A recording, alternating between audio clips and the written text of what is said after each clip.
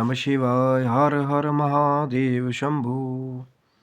इस कलिकाल में जहाँ भ्रांतियाँ, झूठ और नकारात्मकता का प्रचार बहुत ज़ोरों शोरों से हो रहा है, तो वहाँ जो कुछ सही भक्त हैं, जो सच्चे भक्त हैं, जिनके मन में भाव है, तो कई बार कुछ एक जो दूसरे तत्व हैं, वो उनको भी परेशान करने का काम करते हैं। जैसे कि कोई बेचारा बड़े भाव से, चाहे उसको पद्धति का ज्ञान है, नहीं है, भाव से जो है भगवान शंकर का अभिषेक करने गया, तो उनसे भी पहले कुछ एक महान माताएँ, बहनें या कोई भाई साहब, कोई बुजुर्ग जो हैं, वो पहले ही उनको टोक देते हैं कि वहाँ से नहीं चढ़ाओगे, वहाँ से नहीं चढ़ाओगे तो फल नहीं मिलेगा। पहले वहाँ जाओ चढ़ाने। फिर दूसरे आ जाएँगे कि अब कोई बेचारा लेट हो रहा हो या उसके पास थोड़ा ही समय हो।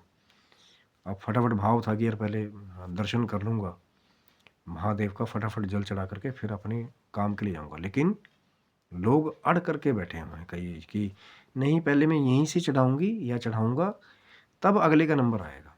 अब वहाँ पे इसी चीज़ की वजह से जो है एक द्वंद छिड़ जाए, तो आपको लगता है कि क्या ये शुद्ध भक्ति का प्रारूप है?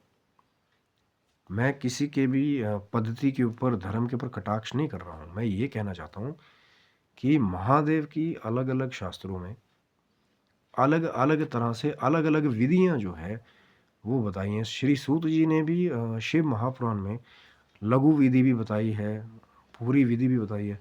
लेकिन कहीं भी महाशिव पुराण में यहाँ से चढ़ाओ या वहाँ से चढ़ाओ, ऐसे फल नहीं मिलेगा, वो नहीं होगा, इसका सूत जी ने कहीं वर्णन नहीं किया है। अब आप कहेंगे, अगर हमने तो जी कथा सुनी, बैनर लगा था श्री शिव महापुराण, वहाँ पे महात्मा जी कुछ सुना रहे थे कि ऐसे नहीं चढ़ाओगे, वहाँ से फल नहीं मिलेगा। वो अगर कोई और पुराण का अगर आश्रय ले रहा है जिसमें एक अलग पद्धति का वर्णन है, जो उसको फॉलो करना चाहते हैं, मैं उसको गलत नहीं ठहरा रहा हूँ, बहुत ध्यान दे करके सुनिए। लेकिन कोई दूसरा एक लघु विधि से अगर पूजा कर रहा है, उसके पास समय नहीं है, या अब उसने देखा कि कोई परेशान हो रहा है और अ, घूमने के बजाय जो है डायरेक्ट गया, शिवलिंग पे जल अर्पित किया और फिर नमस्कार किया भाव से और चला गया। लेकिन लोग जो हैं वो अपनी पद्धतियाँ दूसरे पर थोपने पे लगे रहते हैं कि पहले वहाँ से चढ़ो, नहीं तो फल नहीं मिलेगा, तुझे भी नहीं मिलेगा। ये चीज़ जो है ये एक भ्रांति का प्रारूप है। ठीक है, अभी पद्धति कोई भी गलत नहीं हो सकती, सही है। मैं किसी को सही गलत का एक वो आंकलन नहीं दूंगा कि भई सही गलत क्या। लेकिन अगर कोई लिंग पुराण का आश्रय लेता है, लिंग पुराण की बातें सुना रहा है, तो लेबल जो है वो लिंग पुराण का लगा हुआ होना चाहिए कि लिंग पुराण कथा। या अगर शिव महापुराण का लेबल भी लगाया है, तो वहाँ पे भी अगर कोई भी जो महात्मा जी हैं, बड़ी विनम्र निवेदन है, पहले भी चर्चा हुई थी, मैं तो अज्ञानी मूर्ख छोटा-मोटा जो है भगवान शिव का फ़ैन हूँ, उतना ज्ञानी तो मैं नहीं हूँ। लेकिन अगर कोई भी लिंग पुराण का विवरण दे रहा है, तो वहाँ बताना चाहिए कि ये चीज़ें लिंग पुराण में वर्णित हैं। अब शिव पुराण कह रही है, शिव पुराण कह रही है, और फिर माताएँ जो हैं बैठ कर के, नहीं मैंने तो उस कथा में सुना था, शिव महापुराण में ऐसा लिखा है। इसीलिए तो बार-बार कहते हैं कि जो ऑथेंटिक ग्रंथ है, जो मान्यता प्राप्त गीता प्रेस गोरखपुर का जो ग्रंथ है, जो ये कहता है कि येन केन कैसे भी महादेव जी की आराधना की जाए, भगवान शंकर आपके भाव के अनुसार सब स्वीकार करते हैं। कहीं पूरे श्री शिव महापुराण में ये नहीं लिखा हुआ कि यहाँ से नहीं चढ़ाओगे तो फल नहीं मिलेगा या गलत फल मिलेगा।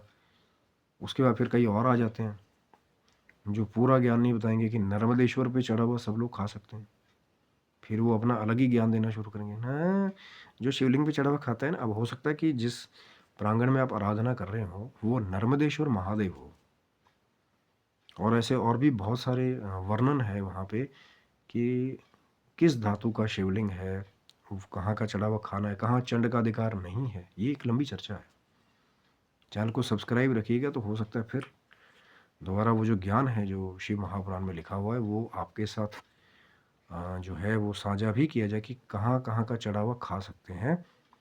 और ये जो बात है, हो सकता है जो जिस प्रांगण में आप जो है भक्ति करने गए हैं वो नर्मदेश्वर महादेव हो, और जैसे फल वहाँ से ले लिया तो फिर कोई माता जी बोल पड़ी, हाँ शिवलिंग पे चढ़ा हुआ जो खाता है ना वो कुत्ता बन जाता है।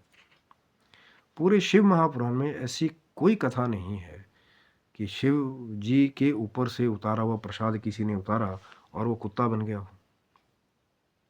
बल्कि ये कहा गया है कि अगर वो ही जो शिव जी का निर्माल्य है, शिव जी अर्पित चीज़, अगर उसको मस्तक पे धारण कर लिया जाए तो बड़े बड़े ब्रह्म हत्या जैसे पाप भी जो है वो दूर हो जाते हैं। लेकिन ये जो भ्रम का जो ये एक बादल है, जो कई महात्मा लोग पूरी स्टडी नहीं करते या कहाँ से सुना रहे हो नहीं बताते हैं, ये एक ऐसा विषय है जो लोगों के बीच शांति और वो जो शिव तत्व है जो सबको ज्ञान से उत्पुत करता है, शांति से उत्पुत करता है, वहाँ कौतूहल मचाने में सबसे बड़ा काम करते हैं। क्योंकि जो सुनने वाले हैं वो भी पूरा पूछ नहीं रहे, जो बताने वाले हैं वो पूरा बता नहीं रहे, कहाँ से पढ़ के हम बता रहे हैं, क्या बता रहे हैं, क्या प्रारूप है। और यथाशक्ति हर एक जगह लिखा हुआ है, यथाशक्ति जिसकी जैसी शक्ति हो वो वैसा ही पूजन करे। अब किसी के घर में अगर कैसे चावल हैं, किसी के घर में कैसी चीज़ें हैं, परमात्मा सब जानता है किसके घर में क्या है। किसके घर में ए ग्रेड है, किसी के घर में डी ग्रेड है। लेकिन वहाँ किसी को भक्ति भाव से क्या चढ़ा रहा है, महादेव तो कांटों वाला धतूरा भी स्वीकार कर लेते हैं जब भाव से चढ़ाया जाए। लेकिन उसका रोल क्या है, वो योगियों की निधि है। चैनल को सब्सक्राइब रखिए, चर्चा बहुत लंबी है कि कहाँ कहाँ का चढ़ा खा भी सकते हैं। प्रेम मिलेगा तो हो सकता है दूसरा वीडियो जल्दी आए। तब तक के लिए आप सभी बंधुओं को हर हर महादेव शंभू।